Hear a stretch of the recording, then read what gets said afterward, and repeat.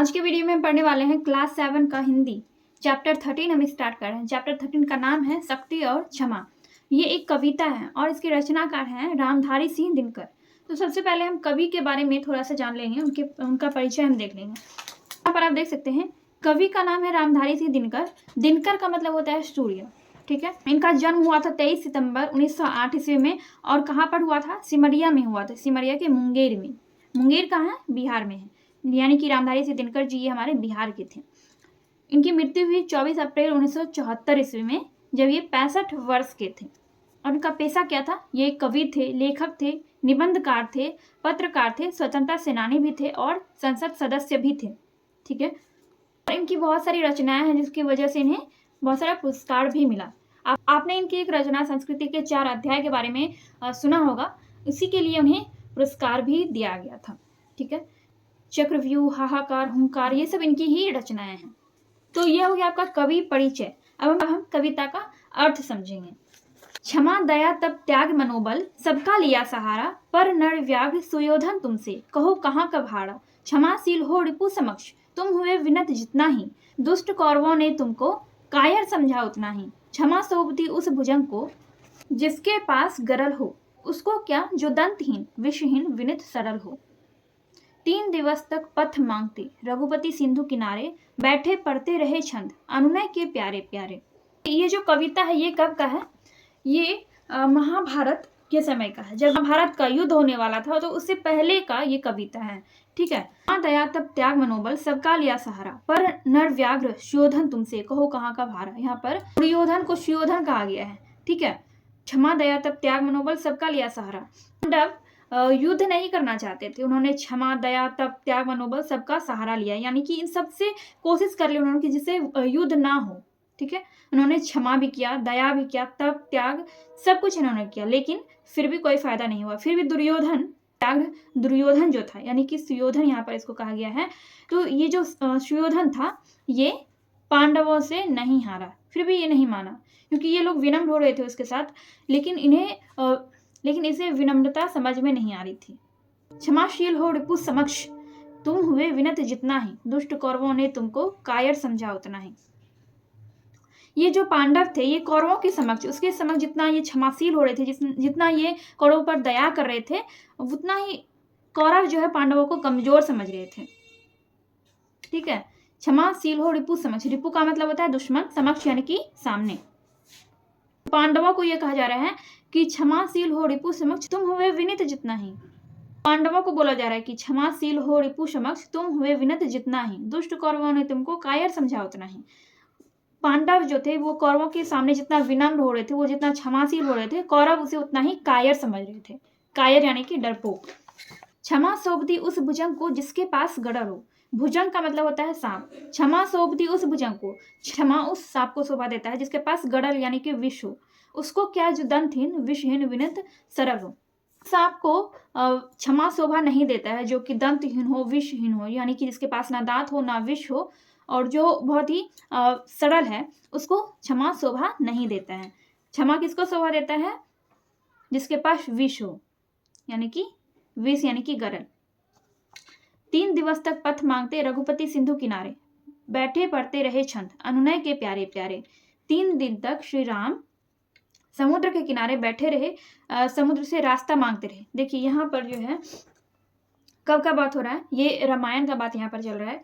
जब श्री राम माता सीता को लेने के लिए लंका जाने वाले थे और उन्हें समुद्र से रास्ता चाहिए था। जब उन्हें सेतु बनवाना था, जब उन्हें राम सेतु बनवाना था, लंका का रास्ता जो है वो समुद्र पार करने के बाद ही था, ठीक है। समुद्र से रास्ता मांगने के लिए श्री राम समुद्र से 3 दिन तक उसके सामने विनती करते रहे, ठीक है। लेकिन फिर भी समुद्र यानी कि सिंधु जो है वो नहीं माना। तो उत्तर में जब एक नाद भी उठा नहीं सागर से, उठी अधीर धधक पौरुष की, आग राम के शर से। सिंधु देहधर त्राही त्राही, करता आ गिरा शरण में, चरण पूज दास्ता ग्रहण की, बंधा मूढ़ बंधन में।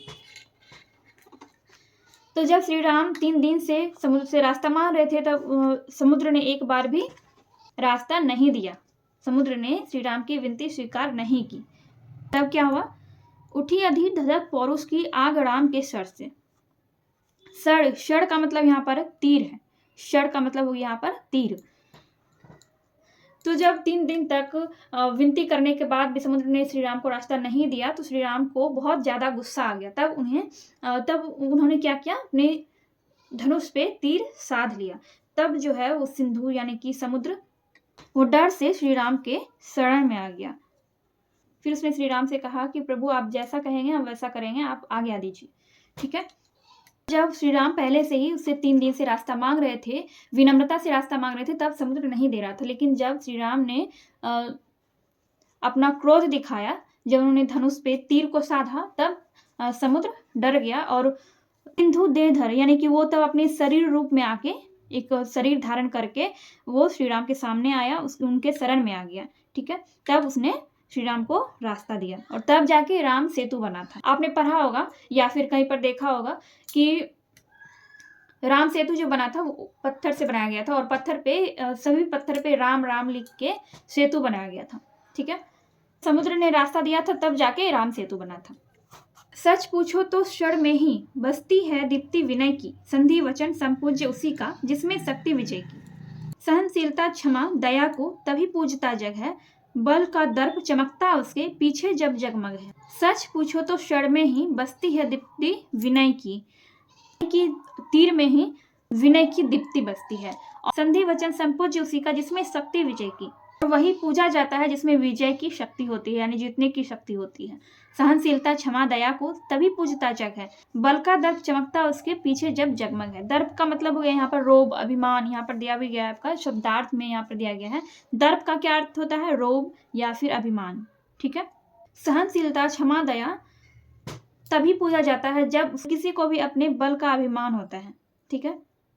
जब तक कोई अपने बल का रोब, बल का अभिमान नहीं दिखाएगा, तब तक उसके क्षमाशीलता, उसकी क्षमा दया या फिर उसके सहनशीलता को भी जग नहीं पूजता है। ठीक है। जैसे कि यहाँ पर आप देख लीजिए, आपने पढ़ा कि जब श्री राम 3 दिन से समुद्र से रास्ता मांग रहे थे, तब उसने रास्ता नहीं दिया। लेकिन जब श्री राम ने अपना बल दिखाया, अपना क्रोध दिखाया, तब समुद्र ने रास्ता दिया। तो वही यहाँ पर कह रहा है कि सहनशीलता क्षमा दया को तभी पूजता जग है, बल का दर्प चमकता उसके पीछे जब जगमग है। ठीक है। यानी कि जब तक कोई अपने बल का रोब नहीं दिखाता है, तब तक उसके सहनशीलता क्षमा दया को जग नहीं पूजता है। ठीक है। कोई भी नहीं पूजता है। तो यहाँ पर मैंने आपको इस कविता का अर्थ बता दिया है। अब इस पाठ में दिए गए हम प्रश्नों को हल करेंगे। पाठ से यहाँ पर 3 क्वेश्चन दिया गया है। पहला है, इस कविता के माध्यम से हमें क्या सीख मिलती है, और दूसरा क्या है, वे कौन सी परिस्थितियां थी जिन्होंने राम को धनुष उठाने पर बाध्य किया। चलिए हम इस चैप्टर के प्रश्न को हल करते हैं। तो पहला क्वेश्चन था, इस कविता के माध्यम से हमें क्या सीख मिलती है। इसका आंसर हम लिखेंगे, इस कविता के माध्यम से हमें शक्तिवान बनने की सीख मिलती है। ठीक है। अगर आपके पास शक्ति नहीं है, शक्ति का मतलब कुछ भी हो सकता है, आपकी शारीरिक शक्ति, या फिर आप पैसों से बहुत बलवान हैं, यानी कि आपके पास बहुत सारा धन है, या फिर ऐसी सामाजिक शक्ति, समाज में आपका रुतबा बहुत ऊंचा है। तो इस तरह से कोई भी शक्ति अगर आपके पास है तो आपको समाज में हर कोई पूछता है, हर कोई सम्मान देता है। इस कविता से हमें यही सीख मिलती है कि हमें हमेशा शक्तिवान बनना चाहिए। सेकेंड नंबर का क्वेश्चन है, वे कौन सी परिस्थितियां थी जिन्होंने राम को धनुष उठाने पर बाध्य किया। तो इसका आंसर होगा, जब 3 दिनों तक सागर यानी समुद्र से श्री राम द्वारा पथ यानी कि रास्ता, पथ मांगने पर अनुनय विनय करने पर समुद्र ने श्री राम को रास्ता नहीं दिया, तब उन्हें धनुष उठाने पर बाध्य होना पड़ा। ठीक है। अगर समुद्र पहले ही सीधे सीधे उनके विनय करने पर, उनके विनती करने पर अगर समुद्र रास्ता दे देता, तो श्री राम को तीर साधने की जरूरत नहीं पड़ती। लेकिन समुद्र को विनम्रता की भाषा समझ में नहीं आई, तब श्री राम को तीर साधना पड़ा। ठीक है। थर्ड नंबर का क्वेश्चन है, निम्नलिखित पंक्तियों का अर्थ स्पष्ट कीजिए। पंक्ति है, क्षमा शोभती उस भुजंग को जिसके पास गरल हो, उसको क्या जो दंतहीन विषहीन विनित सरल हो। भुजंग का मतलब यहाँ पर सांप ही होगा, लेकिन इसका अर्थ जो है ये यहाँ पर कह रहा है कि क्षमा शोभती उस भुजंग को। सांप का मतलब ये नहीं है कि आप सिर्फ सांप के ही बारे में सोचेंगे। यहाँ पर किसी व्यक्ति के पास भी अगर उनके पास शक्ति है, पैसा है, बहुत सारा धन है, रुतबा है समाज में, तो क्षमा शोभती है। ठीक है। जो व्यक्ति बलवान होता है, चाहे किसी भी प्रकार से बलवान हो, पैसों से बलवान हो, शारीरिक शक्ति से बलवान हो, किसी भी प्रकार से वो बलवान हो, तो वैसे ही व्यक्ति को क्षमा शोभा देती है।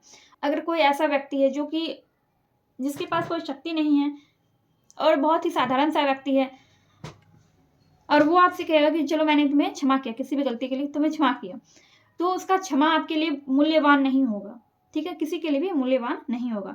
वैसे यहाँ पर भी कह रहा है कि क्षमा शोभती उस भुजंग को जिसके पास गरल हो, यानी कि उसी सांप को वो क्षमा शोभा देता है जिसके पास विष हो। ठीक है, उसको क्या, जो दंतहीन विषहीन विनित सरल हो।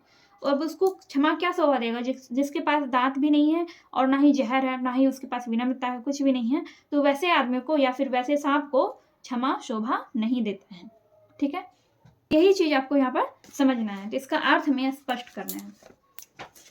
इसका अर्थ भी मैंने यहाँ पर लिखा है क्वेश्चन नंबर 3 का आंसर। देखिए, क्षमा उसी सांप को शोभा देती है जिसके पास विष हो, जो सांप दंतहीन विषहीन विनम्र और सरल होता है, उसको क्षमा शोभा नहीं देता है। ठीक है, क्षमा उस सांप को शोभा देता है जिसके पास विष हो, जो सांप दंतहीन है, विषहीन है, विनम्र है, सरल है, उसको क्षमा शोभा नहीं देता है। ये हो गया आपका 3rd नंबर का आंसर। तो आपका ये पार्ट से का सारा क्वेश्चन हो गया। पार्ट से आगे यहाँ पर आपको दिया गया है।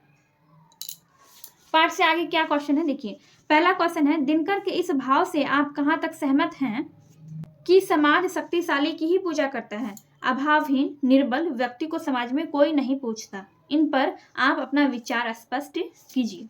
इसका आंसर मैंने अपने तरीके से लिखा है, आप चाहें तो आप अपने तरीके से भी लिख सकते हैं, क्योंकि ये पार्ट से आगे का क्वेश्चन है, इसलिए आप इसको अपने तरीके से भी लिख सकते हैं। आपका जो विचार है आप उस तरीके से आंसर दे सकते हैं। इसका आंसर मैंने लिखा है, हम दिनकर जी के इस भाव से पूरी तरह सहमत हैं, क्योंकि वास्तव में समाज शक्तिशाली की ही पूजा करता है। वास्तविकता यही है कि अभावहीन निर्बल व्यक्ति को समाज में कोई सम्मान नहीं देता है। ठीक है, ये बात बिल्कुल सही है। जिसके पास किसी भी तरह का शक्ति हो, जैसे कि मैंने आपको कहा शारीरिक शक्ति हो, चाहे वो धन की शक्ति हो, मान लीजिए कि आपके पास बहुत सारा धन है, या फिर आपके पास आप बहुत बलवान हैं, आपके पास शारीरिक शक्ति है, या फिर आपका समाज में बहुत ही ऊंचा स्थान है, या फिर किसी भी तरीके से अगर आप समाज में बड़े हैं, ऊंचे हैं, तो आपको सम्मान दिया जाएगा, आपको पूछा जाएगा। लेकिन वहीं पर अगर कोई मामूली सा व्यक्ति है जिसके पास किसी भी तरह की शक्ति नहीं है, ना तो उसका समाज में बहुत ऊंचा स्थान है, ना तो वो बलवान है, और ना ही उसके पास बहुत सारा धन दौलत है, तो वैसे व्यक्ति को, वैसे साधारण इंसान को समाज में कोई नहीं पूछता है। ठीक है, तो ये हो गया आपका पार्ट से का पहला क्वेश्चन का आंसर। सेकेंड क्वेश्चन है, सुयोधन को नर व्याघ्र क्यों कहा गया है? सुयोधन को नर व्याघ्र कहा गया, क्यों कहा गया है, चलिए देखते हैं। सुयोधन को नर व्याघ्र इसलिए कहा गया क्योंकि उसने मनुष्य होकर भी पशु के समान व्यवहार किया, उसने सारी मानवता भुला दी और वे हिंसक हो गए। ठीक है, कि यहाँ पर दुर्योधन को ही सुयोधन कहा गया है। तो वो जो सुयोधन था, उसने पांडवों की विनम्रता स्वीकार नहीं की, उसके पांडवों की प्यार की भाषा, विनम्रता की भाषा समझ में नहीं आ रही थी, और उसने क्या किया, वो हिंसक हो उठा। ठीक है, मतलब वो हिंसा पे उतर आया कि अब हिंसा ही करना है। तो इसीलिए महाभारत का युद्ध हुआ था पांडवों और कौरवों के बीच। तो सुयोधन को इसलिए नरव्याघ्र कहा गया क्योंकि उसमें मानवता बची ही नहीं थी, वो एकदम पशु के समान व्यवहार कर रहा था, वो सिर्फ हिंसा कर रहा था। ठीक है, तो हो गया आपका पार्ट से आगे का 2nd नंबर का आंसर। अब यहाँ पर आगे व्याकरण दिया गया है, कह रहा है यहाँ पर निम्नलिखित शब्दों के पर्यायवाची शब्द लिखिए, भुजंग, रघुपति, सिंधु, सर, कायर और विष। इन सब का आपको पर्यायवाची शब्द लिखना है, पर्यायवाची शब्द। ठीक है, पर्यायवाची शब्द को हम इंग्लिश में सैनोनिम्स कहते हैं, तो इसका यहाँ पर इन सब का पर्यायवाची शब्द लिखना है। देखिए, भुजंग का पर्यायवाची हो जाएगा सर्प, सांप, नाग, उड़ग, व्याल। तो ये भुजंग यानी कि सांप का पर्यायवाची हो गया। रघुपति, रघुपति को हम क्या क्या कह सकते हैं, रघुवीर, श्री राम, रघुनंदन, सीतापति। रघुपति का पर्याय क्या है, रघुवीर, श्री राम, रघुनंदन, सीतापति। सिंधु, सिंधु का पर्याय है सागर, समुद्र, जलधि, नदीश। और भी बहुत सारे पर्यायवाची होते हैं, हमने यहाँ पर कुछ पर्यायवाची शब्दों को लिखा है। शर, शर का पर्यायवाची तो आपके बुक में ही दिया गया शब्दार्थ में। शर का पर्याय होता है अनि, सायक, बाण, विषिक। कायर का पर्यायवाची होता है धूर्त, नृशंस, डरपोक। विष, विष का होता है हलाहल, गड़ल, कालकूट, जहर।